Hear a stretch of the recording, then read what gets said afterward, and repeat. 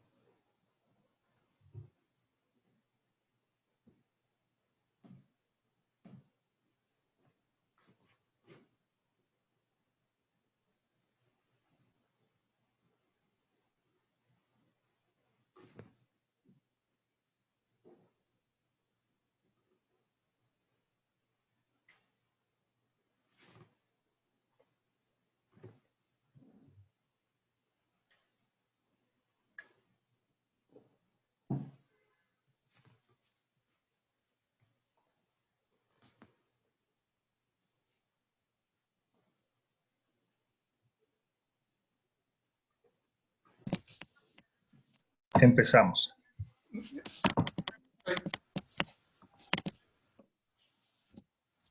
Adelante.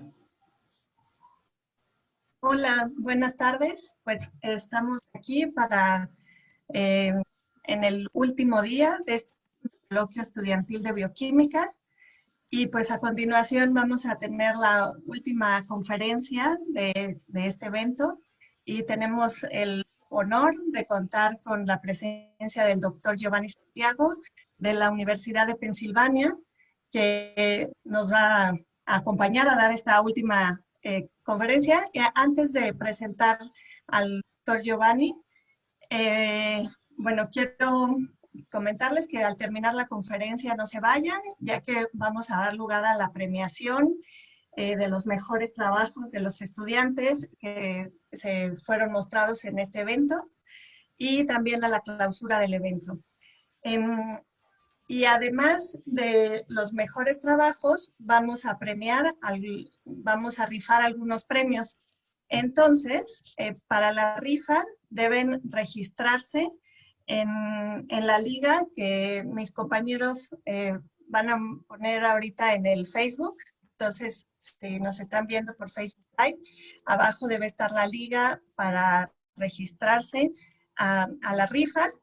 Y bueno, pues doy la palabra a mi compañera, la doctora Silvia Cecilia Pacheco, para que haga la presentación de esta ponencia. Entonces, no olviden registrarse para la rifa en la liga que está mostrada abajo aquí en el Facebook. Adelante, Silvia. Ok, muchas gracias, Paulina, y muchísimas gracias, Giovanni, por estar aquí. Voy a leer una pequeña semblanza del doctor Giovanni Santiago para darle la palabra. La plática de hoy se titula Viviendo al límite, bifurcación de electrones y carbono en metanogénicos, y va a estar impartida por el doctor Michel Giovanni Santiago Martínez. Él es biólogo egresado de la Facultad de Ciencias de la UNAM y doctor en Ciencias, también egresado del programa de doctorado en Ciencias Biomédicas de la UNAM igualmente. Actualmente es investigador postdoctoral en el Departamento de Bioquímica y Biología Molecular de la Universidad Estatal de Pensilvania en los Estados Unidos, en el laboratorio del profesor James Gregory Perry. Su línea de investigación se enfoca en conocer y entender los mecanismos de regulación de los procesos celulares en microorganismos productores de gas metano, arqueas metanogénicas, desde un enfoque global y mediante análisis experimentales y análisis informáticos. Sus proyectos han sido presentados en varios congresos científicos nacionales e internacionales y además ha impartido seminarios y conferencias de divulgación científica. Su formación académica y sus investigaciones han sido financiadas por instituciones nacionales, como la UNAM, la Secretaría de Salud y CONACYT, y por el Departamento de Energía de los Estados Unidos. Ha publicado 7 artículos en revistas indexadas, los cuales cuentan con 77 citas, y forma parte del Sistema Nacional de Investigadores de CONACYT en nivel candidato, es un investigador en potencia. Y también ha participado en la formación de estudiantes a nivel de servicio social, estancias de investigación, licenciatura y posgrado. Y ha impartido clases a nivel preparatoria y licenciatura y cursos de capacitación técnica y profesional. Es miembro de la American Society of Biochemistry and Molecular Biology de los Estados Unidos y forma parte del comité editorial del Journal of Biochemical Chemistry, Journal of Lipid Research and FEMS Microbes. Y es revisor de carrera temprana en estas revistas. Giovanni, me da mucho gusto que estés aquí. Te cedo la palabra. Adelante, por favor.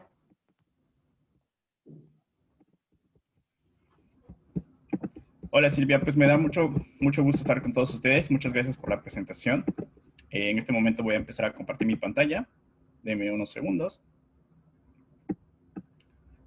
Ups. Otra vez. Pues me da mucho gusto estar con ustedes y espero hoy poder mostrarles por qué decimos que los metanogénicos están viviendo al límite de la vida. Y bueno, si ustedes tienen alguna duda, pueden escribir en Facebook durante la transmisión de esta plática, o escribirme a mi correo electrónico, o seguirme en mis redes sociales en Twitter y Facebook. Primero me gustaría empezar hablándoles sobre quiénes son los metanogénicos. Pues bueno, las arqueas metanogénicas o microorganismos metanogénicos son organismos que forman parte del dominio arquea. Y bueno, aquí les muestro, por ejemplo, cómo está clasificada en general la vida hasta el momento. Sabemos que existen 3 dominios de la vida: bacteria, arquea y eucaria, y estos tienen diferentes características genéticas, bioquímicas y estructurales que los diferencian entre ellos. Y, por ejemplo, también sabemos que, que arquea es un grupo muy diverso y que en los últimos años ha cobrado nuevamente importancia porque se han descubierto nuevas especies y la presencia de estos organismos en diferentes ambientes. Y algo súper interesante es que, por ejemplo, el año pasado se describió por primera vez la primera especie, o se aisló por primera vez la especie de este grupo Asgard, y nos dio la noticia de que Leucia arqueata podría ser el ancestro común o más cercano a las células eucariontas, o bien de la multicelularidad o de la organización intracelular más compleja.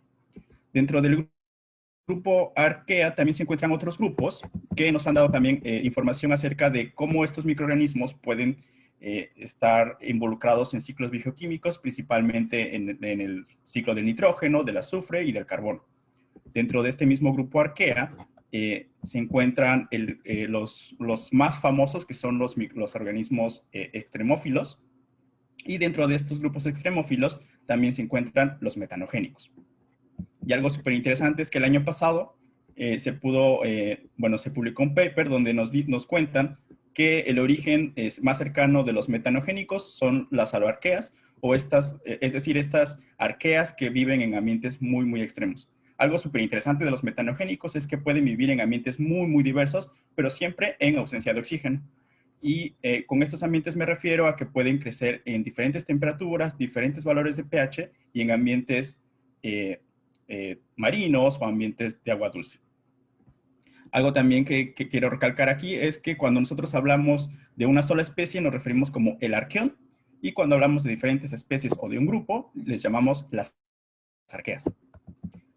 También el estudio de los metanogénicos también tiene un valor histórico porque, bueno, en realidad cuando en 1990 fue propuesta esta clasificación de los 3 dominios, fue gracias al doctor Ralph Wood quien empezó los trabajos en metanogénicos y logró diferenciar de manera fisiológica y microbiológica a las bacterias de las arqueas, principalmente en los metanogénicos, agrupándolos dentro del grupo arquea, antes de todo este boom de la metagenómica.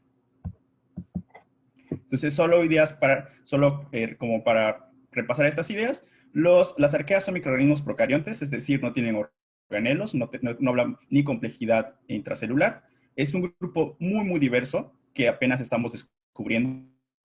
Se encuentran en todos lados, y algo interesante es que no todas las arqueas son extremófilas, ni todas las arqueas son ancestrales. Hay linajes que son más cercanos más cercanos a los organismos actuales. Algo también interesante es que no todas las arqueas son metanogénicas, no todas tienen la capacidad de producir metano vía metanogénesis, y no todos pero lo que sí es que todos los metanogénicos son arqueas. Entonces, como corrección, no vuelvan a decir bacterias metanogénicas, todos los metanogénicos son arqueas.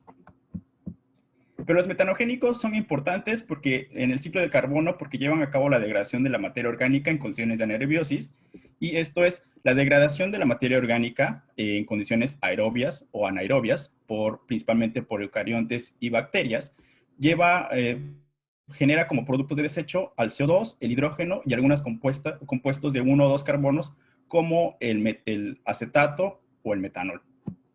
Y estos compuestos que son de 1 o 2 carbonos y que son muy simples, son utilizados por los metanogénicos para duplicarse, para producir energía y producen el gas metano como un metabolito de desecho.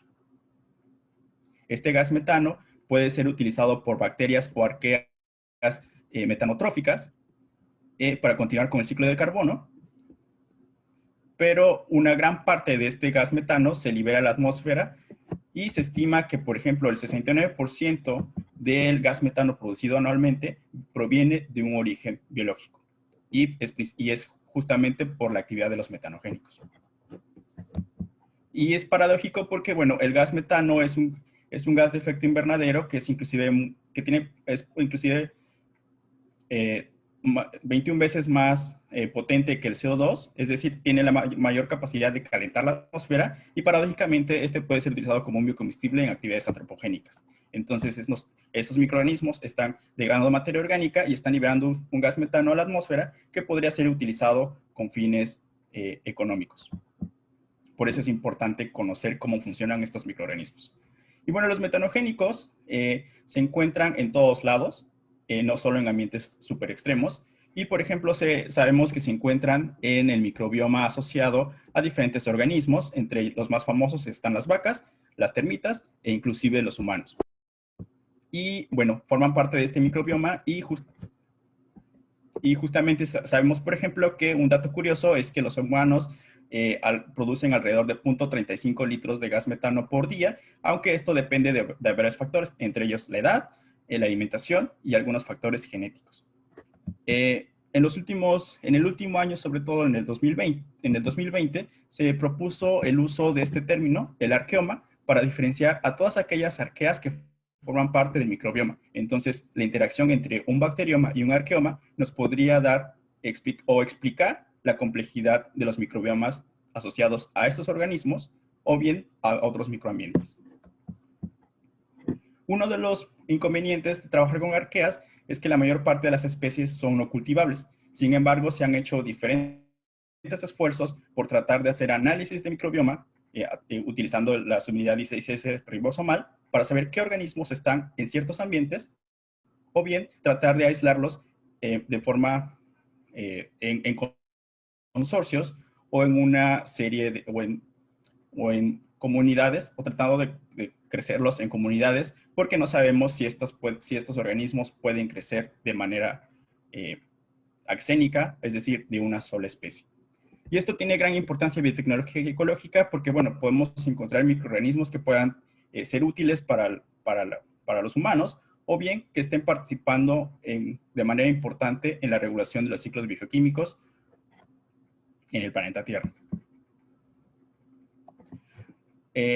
Una de las ventajas de las arqueas metanogénicas es que hay muchas especies que son cultivables, que durante muchos años se han podido trabajar en laboratorio y que con ellas podemos realizar diferentes tipos de estudios más detallados. Y bueno, esto tiene gran importancia biotecnológica porque se pueden producir compuestos exclusivamente que se producen en estos metanogénicos y también algunas especies tienen importancia en la biomedicina porque viven dentro de los humanos o de otros animales. Una de esas especies con las que he estado trabajando y que es cultivable es Methanosarcina sativans, que lleva su nombre precisamente porque es metano, porque es un metanogénico, sarcina porque vive en los sarcinales y forma estas estructuras como racimos de uvas, y acetivorans porque come mucho acetato o ácido acético.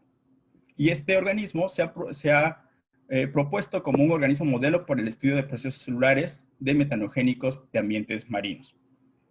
Este microorganismo fue aislado de sedimentos marinos por el Dr. James Gregory Ferry, quien es el jefe del laboratorio donde actualmente me encuentro realizando mi estancia postdoctoral. Y, por ejemplo, él nos cuenta que cuando iba a California y se metía a bucear, veía que cerca del sedimento marino había pequeñas burbujas que se liberaban. Y entonces a él le llamó mucho la atención qué es lo que estaba sucediendo ahí. Y entonces, con ayuda de su primer estudiante, el Dr. Kevin Sowers, lograron aislar a este microorganismo. Y entonces, durante todos esos años, a partir de 1984, nosotros hemos podido hacer experimentos con este microorganismo. Les decía que los metanogénicos son muy sensibles a oxígeno y para esto necesitamos utilizar estos medios de cultivo que son frascos de vidrio que son impermeables al oxígeno y que están sellados de manera hermética.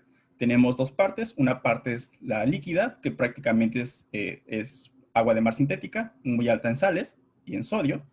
Y la parte gaseosa, donde sustituimos al oxígeno poniendo una mezcla de nitrógeno, CO2, y bueno, e hidrógeno. Y si tenemos gas metanogénicos o células, encontramos producción de gas metano. Una de las características de Metanoxazina acetiburans es que tiene gran plasticidad metabólica. Se ha visto que es la única especie que puede consumir más de una fuente de carbono, todas ellas de 1 o 2 carbonos, pero que es una diferencia importante, porque la mayor parte de las especies solo consumen 1 o 2 fuentes de carbono. Y también algo importante es que, bueno, el genoma ya está secuenciado y nosotros podemos ir a las bases de datos y ver qué genes potenciales podrían tener cierta función, aunque no conocemos la función de todos los genes. Y también utilizamos para trabajar con este organismo estas cámaras de anaerobiosis, donde de igual forma adentro no hay oxígeno y sustituimos ese gas con nitrógeno, CO2 e hidrógeno. Y así es como mantenemos la anaerobiosis. Algo que se me olvidó mencionarles, por ejemplo, es que en ambientes marinos, por ejemplo en estos bosques de kelps, la degradación de estas macroalgas genera el acetato como un producto de desecho, el cual es utilizado por los metanogénicos como sustrato. Entonces, en realidad aquí hay toda una regulación del ciclo de carbono y por eso es importante seguir estudiando a los metanogénicos. Si nosotros simplificamos la vía de conversión de acetato a metano por metanoxazina acetiburans, podemos ver algo súper interesante. Para que se pueda producir energía, necesitamos gastar energía. Es decir, esta molécula de acetato necesita romperse utilizando ATP.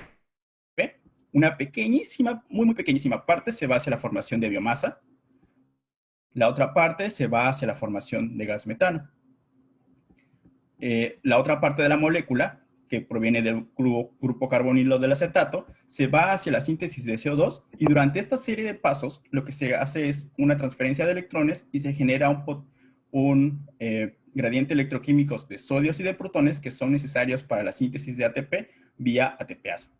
Estos dos, tanto el CO2 como el metano, pues son gases que se liberan a la atmósfera. Por lo tanto, debe haber una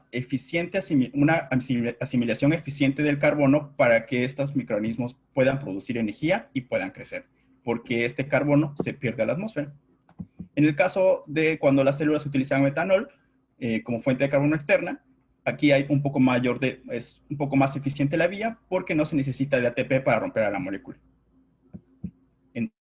Entonces, en términos generales, la metanogénesis es una vía transportadora de electrones que sucede en condiciones anaerobias, tal como sucede en la mitocondria en condiciones aerobias. Y la función de esta metanogénesis es generar energía a través del transporte de electrones para generar un gradiente electroquímico de sodios y de protones para la síntesis de ATP vía ATPasa. Pero también la metanogénesis es una vía donde se pueden producir coenzimas y metabolitos que son necesarios para la duplicación celular y que podrían estar sintetizando moléculas de interés biotecnológico o biomédico. Mis investigaciones se han enfocado en dos grandes grupos, que son el metabolismo energético y el metabolismo central, y primero les voy a presentar algo acerca del metabolismo energético. Esta es una vía metanogénesis, no quiero entrar mucho en detalle. Existen diferentes vías de metanogénesis, algunas diferencias de acuerdo a la especie, de acuerdo al ambiente del cual fueron aislados esos organismos, pero en general utilizan unas proteínas muy similares. En el caso de la metanogénesis a partir de acetato en metanoxazina acetiburans, existen dos proteínas que se llaman heterosulfuro reductasas. Llevan a cabo la siguiente reacción. Utilizan el heterosulfuro, que es la unión de una coenzima M y una coenzima B, unidas por un enlace disulfuro. Y esta proteína utiliza este como sustrato y genera la coenzima M y la coenzima B, que son necesarios para otros pasos de la metanogénesis. Entonces aquí hay una interconversión de coenzimas. Y de hecho, el etildisulfuro es el último aceptor de electrones de esta cadena transportada de electrones, justamente antes de la formación del gas metano. Entonces tenemos dos heterosulfuros. Una que está asociada a la membrana y que al llevar a cabo la reacción permite el bombeo de protones, tal como sucede en, en algunos complejos mitocondriales, y se genera este gradiente de protones que después es utilizado por la ATPasa para la síntesis de ATP. En otros complejos también se bombea sodios que son utilizados de igual forma por esta ATPasa. Pero existe también, en los últimos años se ha visto que existe un complejo citosólico que también podría catalizar esta reacción. Este es el complejo heterosulfuro reductasa subunidad A2B2CO2. Y este complejo lleva a cabo un mecanismo diferente. Lleva a cabo el mecanismo de bifurcación de electrones, el cual es un centro o es un mecanismo de conservación de energía adicional a la fosforilación oxidativa y a la fosforilación a nivel de sustrato. Este es un centro de conservación de energía porque es un mecanismo biológico que impulsa una reacción que termodinámicamente está desfavorable a través del acoplamiento directo de una reacción favorable o exergónica. Y aunque esto suena como trabalenguas, quizá de esta forma sea más fácil de entender. Para que pueda haber bifurcación de electrones, necesita haber varios componentes. El primero debe haber un donador de 2 electrones. Ustedes elijan el que ustedes quieran. A lo mejor están más familiarizados con el NADH o el NADPH. Pero bueno, en el caso de los metanogénicos también existen otros, que son, por ejemplo, el factor F420, que puede donar 2 electrones. Y que de hecho estructuralmente es muy similar al NADPH. El segundo componente, entonces, es una enzima que tiene la capacidad de bifurcar electrones. Debe tener ciertas características, entre ellos que tenga una quinona o que tenga un complejo, o que sea una flavoproteína, tal como sucede en la succinato deshidrogenasa, del ciclo de Krebs, y que también participa en la fosforilación oxidativa de la mitocondria. Ya que tenemos esta proteína, necesitamos a alguien que acepte esos electrones. Entonces, lo que hace esta enzima es un electrón o un par de electrones, los lleva hacia un aceptor de alto potencial. En este caso les ejemplifico el heterosulfuro, pero también puede ser otro, como el piruvato, el NAD, que a lo mejor les suena más familiar. Y el otro paso es, bueno, y esto es a través de una reacción favorable, que termodinámicamente está más favorable, pero también acopla la reacción para que se pueda llevar a cabo una reacción no favorable, donando los electrones hacia un aceptor de bajo potencial, entre ellos la ferredoxina y las flavodoxinas, que son cofactores proteicos que pueden participar en diferentes reacciones, no solo de arqueas, sino también de bacterias y de inclusive organismos fotosintéticos. En el caso más específico de la heterosulfuro reductasa subunidad A2B2C2 de metanosarcina acetiburans, así es como funciona el complejo. La subunidad A2 utiliza o reduce al F420 y produce F420 oxidado. La reacción permite la donación de electrones para la subunidad B2, la cual es la subunidad catalítica, es decir, la que rompe el enlace disulfuro de alta energía para la interconvención de la coenzima M y la coenzima B. Pero en una reacción favorecida termodinámicamente. Pero este acoplamiento de estas dos reacciones nos permite también la reducción no favorable de la ferredoxina y así nos permite la interconversión de estas ferredoxinas que participan en otros procesos durante la metanogénesis. Y entonces es la forma en la cual se reciclan los electrones en una misma reacción cuando no hay fuente de carbono externa. De ahí la importancia de este complejo. Y por eso le llamamos bifurcación de electrones y por eso es un mecanismo de conservación de energía. O en otras palabras, lo que hacen estas proteínas o estos complejos es trabajar juntos para poder romper las barreras termodinámicas y poder obtener mayor energía. Y aunque mi trabajo se ha enfocado en caracterizar cada una de las subunidades de este complejo, en este momento les voy a presentar solo de la subunidad catalítica, es decir, la HDRB2. Si nosotros comparamos lo que ya hay en la literatura con con lo que queremos, con la proteína o el gen que queremos estudiar, nosotros podemos ver este alineamiento. Nosotros sabemos que ya hay información acerca de la unidad HDRB de otro metanogénico, Metanotermococcus, y si nosotros comparamos este alineamiento podemos ver cosas interesantes.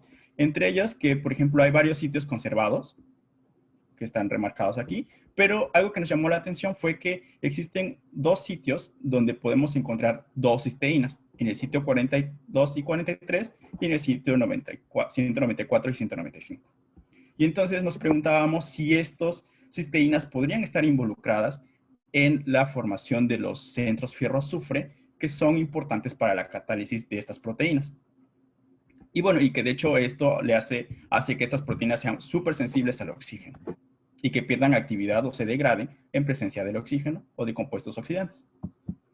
Entonces, ¿qué es lo que sabíamos? Pues primero sabemos que Enterococcus esta proteína contiene solo un centro fierro-azufre y que este es el encargado de llevar a cabo la catálisis.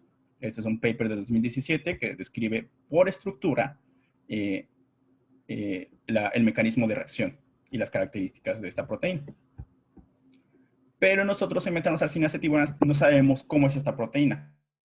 Entonces, pues decimos, es un metanogénico, se parece el genoma es más o menos similar o contiene genes similares al otro metanogénico, entonces queríamos saber si era igual. Nuestra hipótesis pues es que va a ser igual, ¿no? Pues es un metanogénico, aunque es de diferente ambiente, pues es un metanogénico y podría tener las mismas funciones. Entonces lo que hacemos es hacer la sobreexpresión heteróloga de los genes y producir las proteínas en E. coli, y tanto la expresión como la purificación se hacen en condiciones anaeróbicas utilizando este sistema de sobreexpresión y la cámara de nerviosis para la purificación de las proteínas que son muy sensibles a oxígeno. Cuando tenemos ya la proteína purificada, entonces ya podemos hacer análisis bioquímicos, espectroscópicos o de otro tipo para poder caracterizar a esta proteína. Algo que nos llamó la atención, que es lo primero que teníamos que hacer, era medir cuál es el contenido de hierro y de azufre en esta proteína. Y algo que me causó mucho asombro fue que siempre, cuando medía el contenido, siempre encontraba alrededor de 5 o de 6 micromoles de hierro y de azufre por micromol de proteína. Y entonces, pues nuestra hipótesis es que tendría que haber 4, pues porque así estaba en el otro metanogénico. En otro caso, podríamos tener dos centros fierro-azufre con 4 hierros y 4 azufres, y entonces el total nos daría 8. Pero pues nunca me dio ni 4 ni 8, entonces estábamos justo en el punto medio. Y entonces lo que hicimos pues, fue ver una forma fácil de analizar estas proteínas es viendo el espectro de luz visible y cómo es el comportamiento de esta proteína. En rojo, por ejemplo, pueden ver que esta proteína tiene cierto comportamiento, cierta forma, característico de las flavoproteínas. Perdón, de las proteínas con centros fierro-azufre. Y una de las razones por las cuales no podríamos tener 8 podría ser que pues, a la hora de la purificación la proteína se estaba degradando o estaba perdiendo hierro, de alguna forma algo estaba funcionando. Algo podría estar modificando a esta proteína. Y entonces cuando intentamos reconstruir de manera química a esta proteína, vimos que no había cambio en el espectro. Entonces nos estaba diciendo que la proteína estaba íntegra o que estaba muy bien estructurada. Y entonces había algo más. Y bueno, las líneas azules nos dicen simplemente que pues, la proteína está parcialmente reducida cuando la purificamos. Y así podría ser como esté funcionando dentro de la célula. Y entonces, pues la otra opción era que fuera un dímero y que a la hora de que nosotros estuviéramos purificando, estuviéramos perdiendo esta interacción. Sin embargo, cuando nosotros hicimos la caracterización de esta proteína, vimos que era un monómero y entonces, pues esa no era la razón, ¿no? Entonces, algo más estaba sucediendo. Para poder responder esto, lo que hicimos fue hacer proteínas variantes. Dijimos, ¿qué tal si quitamos las cisteínas del N-terminal y del C-terminal? Y entonces tenemos 3 tipos de proteínas. Una proteína wild type que tiene las cisteínas en el N-terminal y en el C-terminal. Una variante que no tiene las cisteínas del N-terminal y la otra que no las tiene en el C-terminal. Y aquí, bueno, las cisteínas fueron reemplazadas por serinas porque, bueno, son aminoácidos muy similares y que podrían no estar afectando tanto la estructura tridimensional de la proteína. Y entonces, cuando medí nuevamente el contenido de hierro y de azufre de estas proteínas, ya pudimos saber cuál era el fenotipo de esta proteína. Entonces, si ustedes ven aquí los valores, o los ven aquí, nosotros tenemos una proteína que tiene 2 centros fierro-azufre, pero solo uno tiene 4 y el otro tiene 2 hierros y 2 azufres. Cuando nosotros medimos la función de esta proteína, es decir, la actividad, vimos que solo la proteína wild type y la proteína que tiene el N-terminal son activas. Esto nos sugirió que el centro fierro-azufre con 4 hierros y 4 azufres que está en el extremo N-terminal es el único involucrado en la catálisis y que el otro, en realidad, tiene otra función que podría estar favoreciendo la reacción, pero que no es esencial para que se lleve a cabo la catálisis. Pero bueno, el nombre de esta proteína es etilsulfuro reductasa y entonces intentamos medir la actividad forward, es decir, cuando utiliza el etilsulfuro como sustrato. Pero vimos que no en ninguna de las proteínas hubo actividad. Y esto nos llamó mucho la atención porque fue así de, ¿por qué podemos ver actividad reversa, pero no actividad forward? O en sentido directo. Y entonces, en tratando de dilucidar qué es lo que estaba pasando, se nos ocurrió poder medir la actividad haciendo mezclas de los complejos, con las diferentes proteínas variantes o modificadas y las otras subunidades. Y vimos que solo cuando está presente el complejo A2, B2 y CO2, esta proteína es activa. Entonces, la bifurcación de electrones solo sucede en un sentido. Y cuando la proteína B2 está sola, podría tener una segunda función. Es decir, todo este complejo o estas proteínas pueden cambiar su función dependiendo de qué es lo que la célula necesite. Y también vimos que, por ejemplo, la actividad reversa, cuando se pone a la subunidad B2 y CO2 juntas, aumenta un poquito. Entonces, de alguna forma, la subunidad C2 también está participando en la catálisis. A lo mejor no directamente, pero sí a lo mejor modificando la estructura tridimensional o el microambiente cercano al sitio catalítico de la proteína. Y entonces, pues como conclusión de esta parte, pues tenemos 2 proteínas diferentes porque tenemos 2 genes diferentes que vienen de 2 bichos diferentes que vienen de ambientes diferentes. Y esto es súper interesante porque en realidad nosotros en ocasiones asumimos que cuando hay un gen, ese gen va a sintetizar una proteína que es igual en todos los organismos. Pero cuando nosotros nos vamos a los detalles, en realidad un mismo gen puede sintetizar diferentes proteínas o proteínas con diferentes características y así, a su vez, esas proteínas pueden tener más de una función. Y de hecho, eso es súper interesante también, porque en el camino de estar caracterizando este complejo,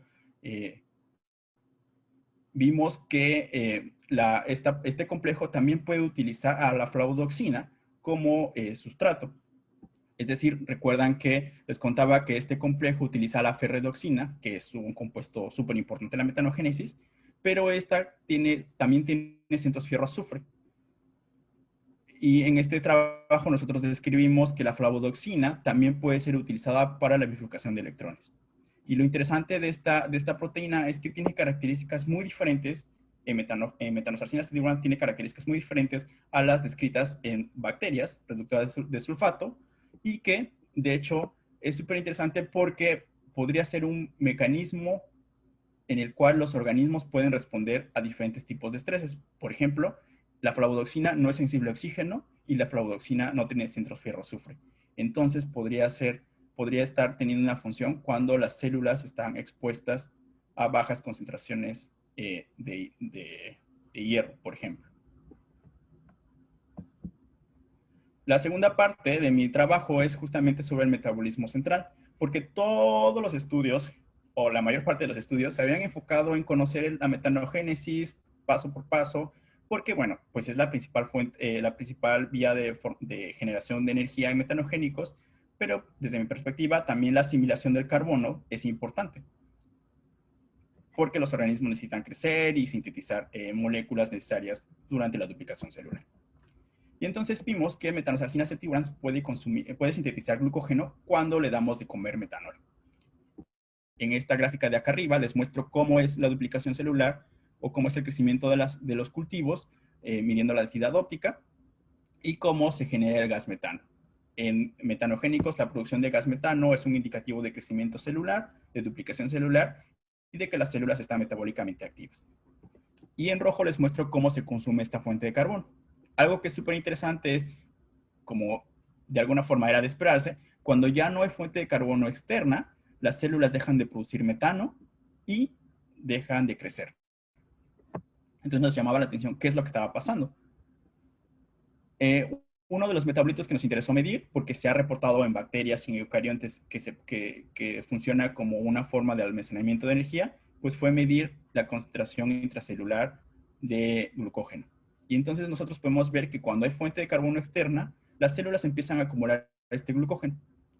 Después, cuando la fuente de carbono externa no está disponible, este glucógeno se empieza a degradar. Y este glucógeno se empieza a degradar justamente porque se degrada vía glucólisis para la síntesis de ATP. Recuerden que estos, no sé si lo dije, pero lo menciono en este momento, los metanogénicos no pueden consumir carbohidratos como fuente de carbono externa, solo consumen compuestos de 1 o 2 carbonos, en este caso el metanol, que solo tiene un carbono.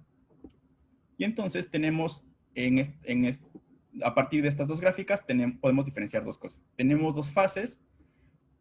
A las 20 horas de cultivo, nosotros tenemos una fase exponencial de crecimiento donde se necesita de mucha asimilación de carbono para que las células puedan duplicarse, y por lo tanto se está utilizando a la gluconeogénesis como la vía productora de estas macromoléculas o intermediarios. Y a las 60 horas de cultivo ya no hay fuente de carbono externa, entonces las células dejaron de crecer, es una fase estacionaria de crecimiento, y empieza la degradación del glucógeno a partir de glucólisis. Pero bueno, eso era lo que nos decían estas gráficas. La otra parte del trabajo fue justamente hacer la elucidación de todas estas vías metabólicas a partir de la información que había, y entonces lo que hice fue paso a paso reconstituir las vías y medir la función de cada una de las enzimas que se involucran en la gluconeogénesis y en la glucólisis de este microorganismo.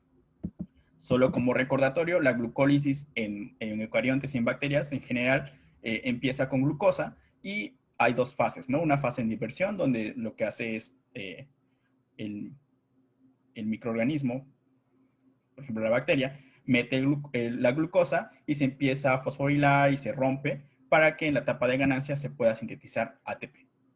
En metanogénicos no hay glucólisis a partir de glucosa porque no hay transportador de glucosa. Entonces, si la glucosa no entra a la célula, no se puede degradar. Entre otras cosas, en realidad.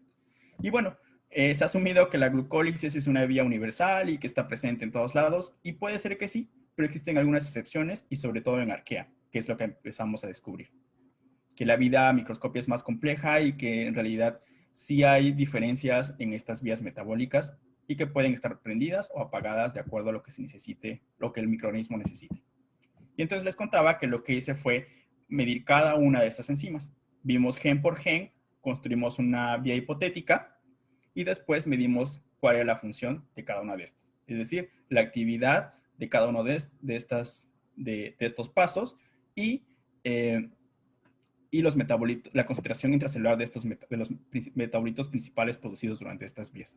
Entonces, nosotros tenemos aquí que cuando utilizamos metanol como fuente de carbono, este se difunde por la membrana, entra a la célula, tenemos este metanol, se consume vía metanogénesis, y después aquí hay una enzima que es súper importante, que es la monóxido de carbono deshidrogenasa acetilcoenzima sintetasa, y que es una proteína que está presente en bacterias y en metanogénicos.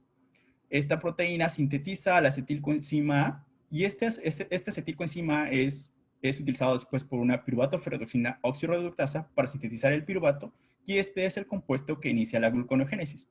Tenemos una gluconeogénesis casi típica o canónica, como de las descritas en otros organismos, y se lleva a cabo la síntesis de glucógeno. Esto cuando hay fuente de carbono externa. cuando ya no hay metanol externo, este glucógeno, la célula necesita mantenerse viva. Entonces necesita una forma de sintetizar el glucógeno. Perdón, de sintetizar ATP y entonces utiliza el glucógeno.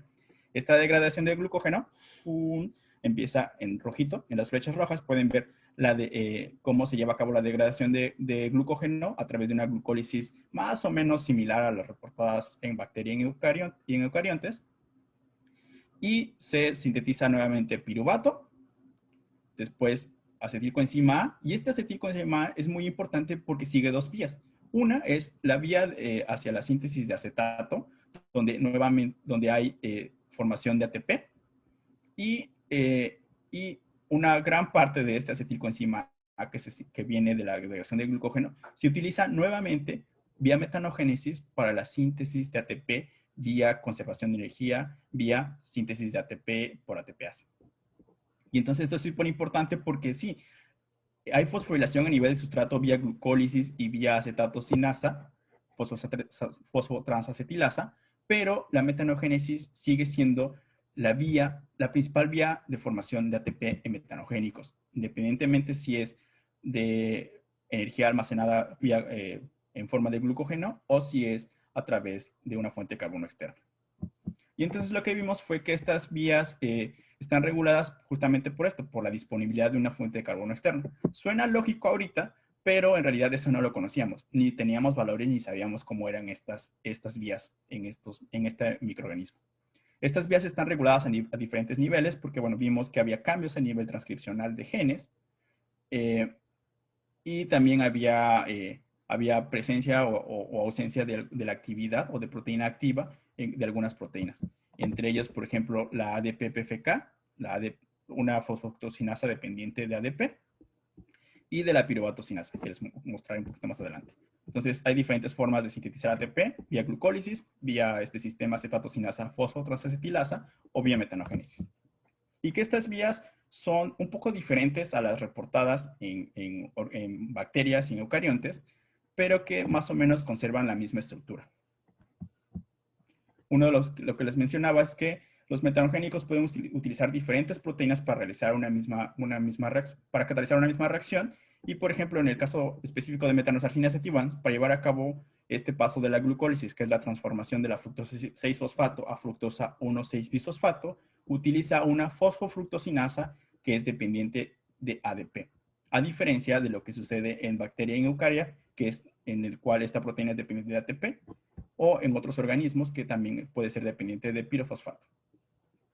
Y para llevar a cabo el sentido reverso, que es en la gluconeogénesis, utiliza una fructosa bisfosfatasa, y entonces siempre debe haber una regulación para que no haya un ciclo fútil entre la formación y degradación de estos compuestos. Si está prendida una, tiene que estar apagada la otra. Y eso fue lo que vimos. Les recuerdo, tenemos dos fases y dos vías metabólicas. 20 horas de cultivo, hay fuente de carbono externa, células están en fase exponencial, hay gluconeogénesis porque las células necesitan duplicarse. 60 horas de cultivo, hay fase estacionaria de crecimiento, ya no hay fuente de carbono externa y hay degradación de glucógeno vía glucólisis. Y entonces vimos que aquí nada más les muestro dos pasos, que son los catalizados por la fructosa bisfosfatasa y por la ADP-PFK. Vimos que, por ejemplo, a las 20 horas y 60 horas de cultivo, prácticamente siempre había transcripción del gen. Pero cuando nosotros veíamos el contenido de proteína activa medido por Western blot, veíamos que solo había presencia de ADP en las últimas horas de cultivo, justamente cuando se necesita para la degradación del glucógeno. Y en el caso contrario, la fructosa bisfosfatasa estaba preferencialmente o había mayor cantidad de proteína total en las primeras horas de cultivo, que es cuando las células necesitan hacer gluconeogénesis y necesitan esta proteína.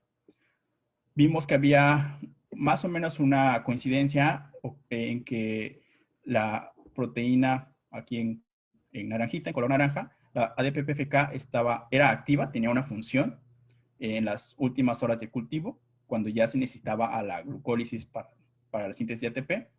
Y en el caso contrario, la ADP-PFK, la fructosa bisfosfatasa estaba presente preferencialmente en las primeras horas de cultivo. Es decir, aunque hay transcripción del gen, la síntesis de proteína cambia y cambia también el contenido de enzima activa, que al final de cuentas es quien está realizando o catalizando la reacción. También vimos que en el caso de la PFK, esta podría estar modificada podría estar regulada por modificaciones post-transduccionales, en este caso la fosforilación, y que la proteína fosforilada era la forma activa de la ADP-PFK. Y que ese es un mecanismo súper interesante porque en realidad no se ha descrito mucho sobre las modificaciones post-transduccionales de proteínas en metanogénicos y en general en arqueas. También vimos que las características cinéticas de esta proteína eran diferentes a las reportadas para las PFKs dependientes de ATP descritas en bacterias y en eucariontes. Y lo más interesante fue que en el caso de la ADP-PFK, el ATP es un inhibidor de tipo mixto de esta proteína, lo cual significa que se está modificando la velocidad de la reacción, pero también la afinidad por el sustrato cuando está presente el ATP en concentraciones fisiológicas. Entonces, aun cuando haya síntesis de proteína activa, la velocidad de esta proteína depende también de los activadores y los inhibidores y de su concentración intracelular. Por lo tanto, esto se vuelve un poquito más complejo y más detallado. Entonces, la actividad de una enzima o de un transportador, la actividad real de estas proteínas, depende no solo de la transcripción del gen y de las modificaciones post-transcripcionales, sino también de las características cinéticas que tienen estas proteínas, que pueden ser diferentes dependiendo del organismo o inclusive dependiendo de la isoforma de la proteína que se necesita utilizar. Y bueno, estas enzimas tienen un papel importante en los flujos finales metabólicos y en la síntesis de metabolitos, que estos también pueden afectar la actividad de las proteínas y estar como regulando la forma la velocidad en la cual se cataliza un flujo metabólico o una reacción. Y entonces esto es súper importante porque si ustedes miden solo la expresión de gen, no nos está reflejando necesariamente la función. Entonces, mi enfoque en general es que estos análisis ómicos de metagenómica serían súper interesantes o se podrían complementar si nosotros pudiéramos medir una función. Y con función me refiero a una actividad, la actividad de una proteína, un flujo metabólico o alguna otra característica que nos permita ver que un cambio en expresión de genes o en síntesis de proteínas podría tener un cambio en un fenotipo. Y esto nos permite conocer cómo funcionan estos procesos celulares. Pero también la síntesis o la asimilación de carbono no solo es esencial para la duplicación celular, sino también para poder sobrevivir a ambientes extremos. Por ejemplo, les muestro aquí que metanosarcina acetiburans tiene la capacidad de generar una biopelícula cuando es expuesta a un estrés por oxígeno o a un estrés por cadmio. Y estas son las micrografías y pueden ver cómo es la estructura más o menos de estas biopelículas. Y aquí, de forma más macroscópica, podemos ver cómo es la biopelícula formada por la exposición a cadmio. Y este es un trabajo que fue hecho por Isabel Lira Silva. Y ella tomó esta fotografía que es súper interesante porque podemos ver cómo está esta biopelícula y estas pequeñas burbujas que son un indicativo de que, bueno, estas burbujas podrían ser metano o CO2 y que son un indicativo de que dentro de estas células dentro de esta biopelícula hay células metabólicamente activas, células vivas, y que están ocupando a la biopelícula como protección y desde mi perspectiva también como una forma de almacenar nutrientes y de tener más cercanos estos nutrientes. Es decir, en lugar de andar expuestas ahí en el medio de cultivo que es muy tóxico porque hay cadmio, pues estas células podrían estar adquiriendo los nutrientes directamente de la biopelícula.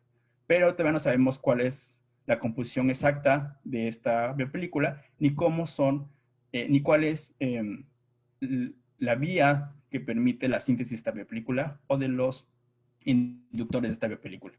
Y bueno, ya casi para finalizar, pues imagínense que todo esto que yo he hecho en un metanogénico marino, pues podría estar sucediendo también dentro de los humanos o de otros animales. ¿Por qué? Porque en los últimos años se ha visto que hay pocos estudios, pero bastante interesantes, que han visto que los metanogénicos también forman parte del microbioma de los humanos. Principalmente se han encontrado en piel, en tracto gastrointestinal y tracto respiratorio y en la cavidad oral. Y bueno, no solo los metanogénicos, sino también otros tipos de arqueas que podrían estar formando parte del arqueoma y que podrían tener una importancia en la función positiva en la función de los organismos y podrían tener un impacto positivo o negativo sobre la salud humana o de otros organismos. Y entonces, pues es justamente lo que quiero decirles, ¿no? Que falta mucho por estudiar en estos metanogénicos, hay mucho trabajo por hacer y yo estoy interesado en conocer justamente por qué los metanogénicos están involucrados en los arqueomas o en los microbiomas de ciertos organismos y cómo podemos ayudar, cómo entenderlos nos ayuda a protegerlos y ver si tienen un efecto positivo o negativo en la salud. Además de que no sabemos si estos en realidad podrían estar asociados a patologías o qué tal la resistencia a fármacos, probablemente podría haber ahí algo que las arqueas podrían estar ayudando a las bacterias para resistir, o bueno, pues muchas cosas que todavía no conocemos y que te da falta por estudiar. Y que tienen muchos intereses biomédicos y biotecnológicos para la generación de compuestos y sobre todo buscar la forma de solucionar algunos problemas de salud. Entonces, como mensajes para llevar a casa, pues los metanogénicos usan diferentes mecanismos de conservación de energía, la asimilación y que, bueno, pueden ser fosforilación a nivel de sustrato, fosforilación oxidativa anaerobia y bifurcación de electrones. La asimilación eficiente del carbono se logra a través de la regulación conjunta de las vías metabólicas para que cuando una vía, por ejemplo, cuando la glucólisis está prendida, la gluconeogénesis debe estar apagada y viceversa. Los metanogénicos forman parte del microbioma o del arqueoma específicamente de muchos ambientes microbiofílicos, no solo de muchos ambientes microbiofílicos como de seres vivos como de ambientes. Y todo este conocimiento nos permite, conocimiento básico nos permite aplicaciones futuras desde la perspectiva ecológica, biotecnológica y biomédica. Y pues simplemente agradecer a todos los que han participado en esos proyectos, tanto en mi estancia postdoctoral como durante mi formación durante el doctorado, a las personas que a las instituciones que han financiado estos proyectos, entre ellos el CONACYT y la UNAM y el Departamento de Energía. Y bueno, no quisiera terminar esta plática diciéndoles que, bueno, vivimos en una situación súper compleja y súper difícil en la actualidad, pero algo que me han enseñado las caricaturas y las películas es que, pues, si cualquiera puede cocinar, cualquiera puede hacer ciencia. Entonces, cualquiera puede ser científica y cualquiera puede ser científico, y aunque va a ser muy difícil y probablemente te vas a encontrar con ciertas barreras, pues la idea es que tú puedes ser científico o científica. Y también siguiendo como un poco mi filosofía, que es, si eres feliz en el laboratorio, podrás hacer ciencia de calidad. Si eres feliz en el aula, puedes aprender. Entonces, debemos buscar la forma en la cual la educación y el acceso a la ciencia sea para todos y todas. Y ya, como comercial, si ustedes están interesados en formar parte de esos proyectos o tienen algunas otras ideas que podríamos trabajar, los invito a que formen parte de mi laboratorio, el cual abrirá a partir de junio del 2021 en el Instituto de Investigaciones Biomédicas de la UNAM. Y bueno, es un laboratorio que le he denominado Ecofisiología Microbiana, principalmente enfocada en el estudio de arqueas metanogénicas, pero también de otros organismos. Y bueno, será un laboratorio con un enfoque científico, sustentable y social, tratando de dar soluciones a diferentes aspectos. No duden en contactarme a través de mi correo electrónico o de mis redes sociales. Y bueno, estoy abierto a preguntas si existen. Muchas gracias.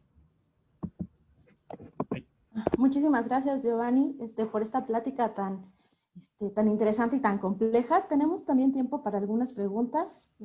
Hay varias en los dos foros. Rangel González pregunta, ¿cuáles han sido los inconvenientes o dificultades para el aislamiento de las arqueas del dominio Asgard? Uno de los problemas es justamente que en Asgard, o en lo que Arqueota principalmente, es que no pueden crecer aislados. Más bien necesitan, al parecer hay como cierta simbiosis con otros tipos de organismos. Entonces es la principal barrera. Okay. Aparte de las condiciones extremas, que son alta presión y temperatura. Ok, perfecto. Gracias. Olivia Slock pregunta, creo que ya lo has comentado, pero igual podrías profundizar un poco en qué forma pueden ser útiles el estudio de las arqueas en general y de los metanogénicos en específico para nosotros. Pues se ha propuesto que, no, se ha propuesto que las arqueas en general podrían ser utilizadas, por ejemplo, para producción de algunos compuestos que podrían ser aditivos de alimentos, o bien, dado que las membranas son diferentes, podrían ser vehículos para poder suministrar fármacos o suministrar vacunas, o algo que suena más interesante es que probablemente el metabolismo de estos arqueas metanogénicas y no metanogénicas podría estar involucrado en patologías asociadas a otras enfermedades más complejas, principalmente pues, en procesos de inflamación crónica. Ok, gracias también. Eduardo Juárez Cabrera pregunta sobre qué medios de cultivo se han utilizado, metodologías para obtener las arqueas del dominio Asgard. Del dominio. Wow, ok. Sí, bueno. Sí, en Asgard es súper complejo porque, bueno, hay varios grupos que están trabajando en ellos, en esto, y lo que se hace es utilizar medios básicos, ¿no? Lo que se ha visto que funciona en otros organismos extremófilos, inclusive bacterias, pues se están probando. Pero bueno, ahora ya hay metodologías mucho más sofisticadas donde se marcan a los organismos para que se puedan aislar. Porque en realidad el problema es separar a todas las especies y solo tener una especie, ¿no? Entonces, sí hay como un avance en medios de cultivo. Si tú estás interesado en conocer estos, pues podrías escribirme y podemos platicar sobre los medios, más específicamente qué estrategias se han utilizado en estos organismos. Bien.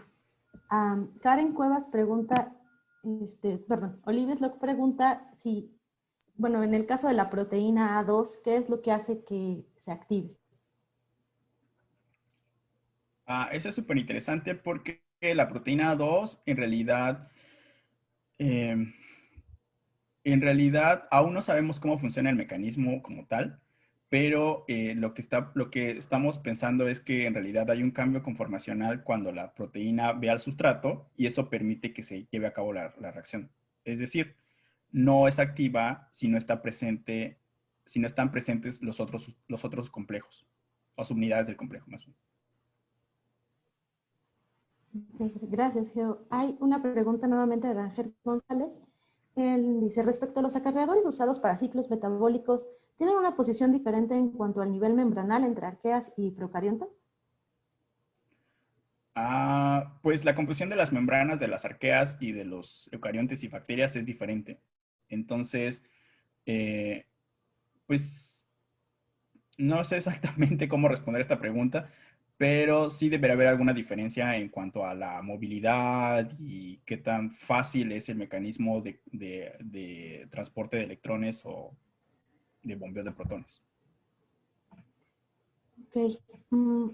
Hay preguntas también. Nayeli Sánchez pregunta si metanosalcina acetibona tiene alguna aplicación biotecnológica. Se ha propuesto varias cosas. Entre ellos, pues la principal es la formación de gas metano. Si nosotros podemos tener un bioreactor donde crecemos este microorganismo y produce gas metano que puede ser utilizado para que calientes tu casa, pues esa es una aplicación biotecnológica que ya está, de hecho, que ya está presente en algunos países como Europa, ¿no?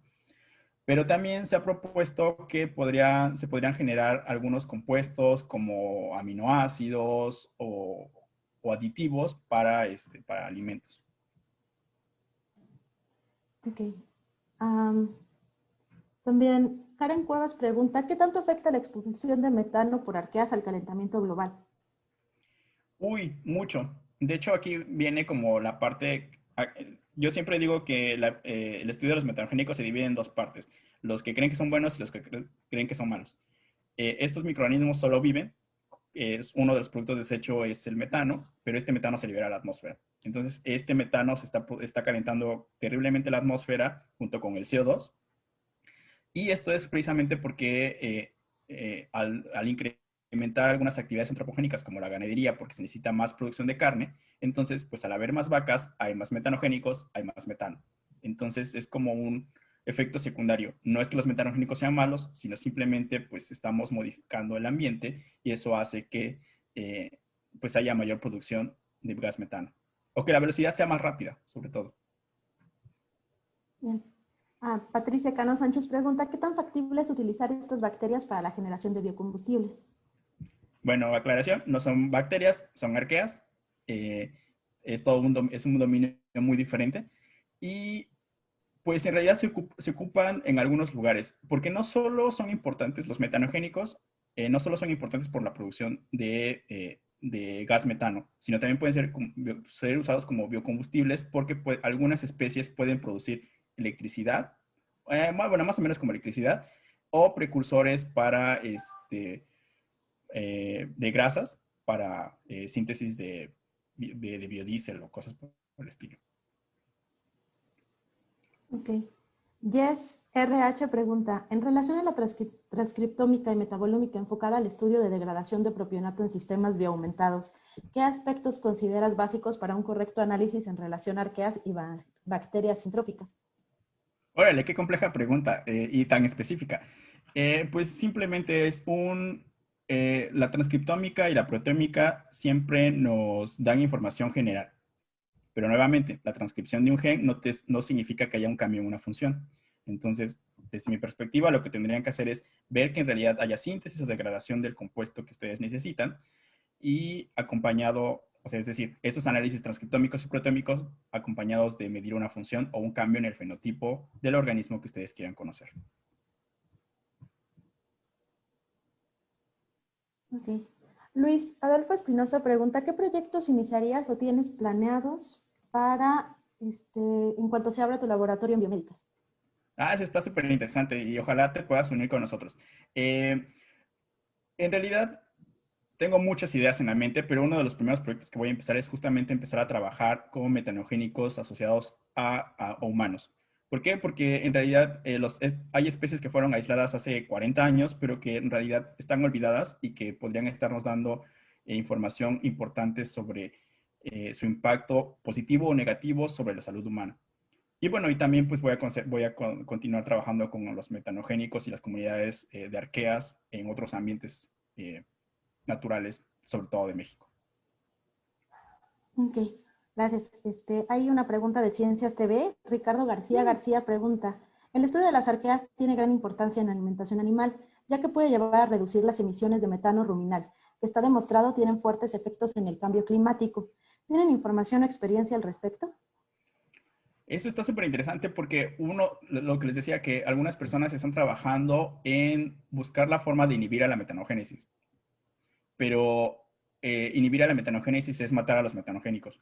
Entonces, sí se han probado algunos compuestos que se les pueden dar a las vacas para que produzcan menos metano, pero todavía no sabemos cuáles son los efectos en el organismo. Sí tienes el final último, que es no producción o bajar la velocidad de síntesis de metano, pero no sabes cuál es la función realmente de los metanogénicos dentro del microbioma de estos organismos. Entonces, todavía hay muchas cosas más que hacer utilizando a los metanogénicos como modelo de estudio. Ok. Karen Cuevas pregunta, ¿el estudio de las rutas metabólicas de las arqueas puede servir como modelo para explicar el origen y desarrollo de las primeras formas de vida? Uy, sí. Sí y no. En el caso de las arqueas no metanogénicas, sí se ha propuesto que, bueno, de hecho hay un artículo en el que se propone que la vida empezó con vía gluconeogénesis, ¿no? Entonces, conocer cómo ha sido en algunas arqueas ancestrales, pues podría darnos sus claves. La metanogénesis no es tan ancestral, no es una vía tan ancestral, pero sí podría darnos como información acerca de esto. Y algo interesante es que pues últimamente las nuevas tecnologías nos permiten ya empezar a ver en ambientes extremos cómo se puede dar la vida en esos ambientes. Bueno, más bien cómo podrían ser las vías metabólicas a partir de secuenciación de genes o de genomas, darnos una idea de cómo puede ser la interacción o la degradación de la materia orgánica en esos ambientes. Okay. Alien PT pregunta, ¿puede haber algún medio de control para los metanógenos en cuestión de su diversidad? ¿Un medio? ¿Un qué, perdón? Un medio de control para los metanógenos. No entiendo muy bien la pregunta, pero si se refiere a como tratar de disminuir o controlar la diversidad. O aumentarlas, sí creo es eso. Ok. Pues sí, en realidad lo que les decía que hay formas de... los metanogénicos en realidad son muy sensibles a ciertas cosas, ¿no? Por ejemplo, los compuestos oxidantes porque son muy sensibles a oxígeno. Entre ellos, bueno, varios tipos de compuestos. y entonces sería una forma en la cual se podrían controlar. Y de hecho, lo más interesante sería saber, desde mi perspectiva, es ver, por ejemplo, cómo algunos fármacos afectan a las comunidades de metanogénicos que están asociadas a humanos y otros animales, o plantas, o cosas por el estilo, ¿no? Ok, de acuerdo. Hay una pregunta también de Fernanda Lechuga. Dice, ¿podemos apoyarnos en las arqueas para la creación de ciudades o espacios sustentables? Oh, por Dios, qué complejo y qué utópico. No creo porque, o sea, suena muy bonito, pero en realidad recuerden que todos los organismos interaccionan y todas las comunidades interaccionan. Sí podríamos producir ciertos compuestos o ciertos productos derivados de arqueas, pero siempre vamos a necesitar de la interacción de otros organismos. Entonces, aunque aún no sabemos por qué tenemos que estudiarlos, ¿no? Ok. Hay una última pregunta de Abigail. Y ella dice, en condiciones ambientales, ¿dónde se descubren estos organismos? O sea, ¿en dónde toman el acetato o el metanol para reproducirse? Si hablamos de ambientes, de microambientes, por ejemplo, les mostraba que en los bosques de Krebs hay degradación de estas macroalgas y hay formación de acetato que se genera y es utilizado como alimento. Pero también dentro de los humanos o de otros animales se ha visto que lo que comemos, la alimentación de los seres humanos también determina la diversidad y abundancia de los metanogénicos. ¿Por qué?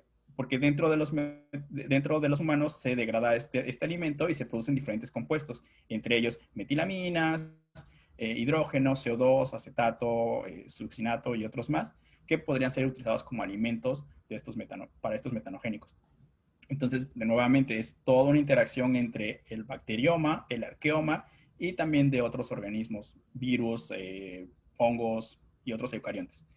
Entonces, en realidad, sí sucede, sí pasa, está en todos lados, no solo en microambientes extremos, también sucede en tu piel, sucede en tus cavidades y en muchos lugares, ¿no? Del planeta Tierra al menos. Ok, muchas gracias. Creo que ahorita son las únicas preguntas en el chat. Por último, hay un comentario del doctor Marco Antonio Lemus Ramírez, que él indica que él es el responsable de la planta de biodigestión de Tlacomulco y te pide que te comuniques cuando tengas alguna oportunidad. Los datos te los puedo hacer llegar posteriormente o también están en la página de Facebook.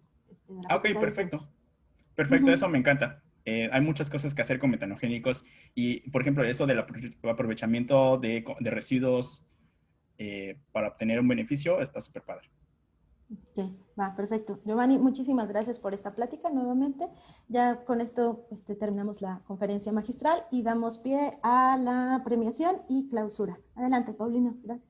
Pues, doctor Giovanni, pues muchísimas gracias por la plática, de verdad interesantísima, me encantó y aparte de que es muy interesante, la platicó de una manera muy amena y muy accesible para nuestros estudiantes. Entonces, de verdad, muchísimas gracias, me encantó. Incluso hubo profesores que me están mandando mensajes por WhatsApp porque me dice que el profesor Felipe Alcántara, que no tiene Facebook, pero que por favor le diga de su parte que maravillosa la plática, que le gustó muchísimo. Muchas gracias y espero después poder interactuar de manera más directa con profesores justamente de biología molecular y personas que estén interesadas en los temas que yo estoy trabajando, pues, para futuras colaboraciones, tanto de ciencia como de academia, ¿no? De docencia. Claro que Gracias. sí, nosotros encantados, de verdad, con mucho gusto. Siempre es, Sí. siempre es bonito regresar a donde uno empieza, ¿no? Mi alma mater, que es la Facultad de Ciencias. Muchas gracias, doctor.